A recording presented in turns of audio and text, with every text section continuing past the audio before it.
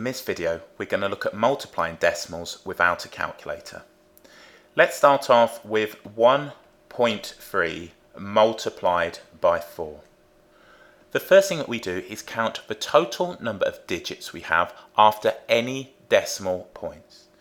So we can see with this particular question, we only have 1, and that's the number 3. What I do is write 1. If we start with 1, we must end with 1. So my final answer will only have 1 digit after the decimal point. The next thing that we do is rewrite these without the decimal points, and that will give me 13 multiplied by 4. If we do 13 multiplied by 4, that gives me 52. What I now know is that my answer to 1.3 multiplied by 4 will have the digits 5 and 2 in. We started with 1 digit after the decimal points. We need to end with 1 digit after the decimal point, so that is going to give me 5.2. If we look at 1.1 multiplied by 1.2, we've got 2 digits in total after the decimal points, so I write 2. If I start with 2, I know that my final answer will have 2.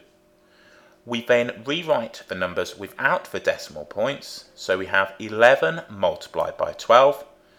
So we're multiplying 2 integers, or if you like whole numbers, and this is obviously easier than trying to do this. So if I did 10 times 12, 120, 1 times 12, that's 12, so we've got 132. So what I know here is that my final answer is going to have the digits 1, 3 and 2 in, but we need 2 digits in total after the decimal point, so we're going to have 1.32. Let's have a look at, we'll do 0.4 multiplied by 1.2. Okay, so again, we've got 2 digits in total after the decimal points.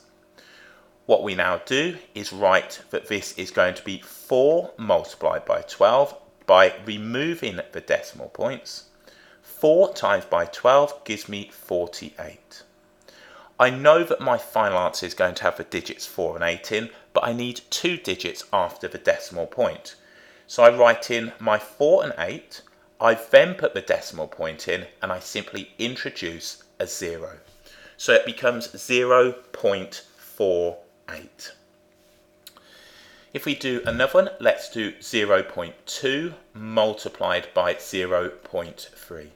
So yet again, we have 2 digits in total after the decimal points. We write these as integers, so it's whole numbers.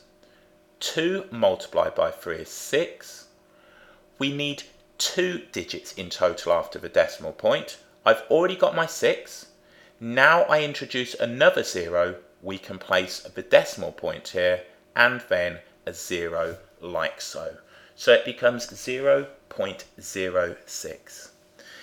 If you'd like a more mathematical way of thinking about this, what we're doing here is multiplying tenths by tenths. If we multiply tenths by tenths, our answer is going to be 1/100ths. So if we look at this, what I've just done is 2 tenths. So as a fraction, 0.2 or 0.2 is 2 tenths, multiplied by 3 tenths. Well, that is going to give me 2 times 3 is 6. 10 times 10 is 100. It gives me 6/100ths, which is why we get 0.06. A common error is that students put that it's 0.6. We would need now 2 multiplied by 0.3 to give us 0.6. So common error that this answer is given for this question. So let's look at 0.2 multiplied by 0.03. So again, we've got a similar question, but this time we have 1, 2, 3 digits in total, so we write that we have 3 digits after the decimal points.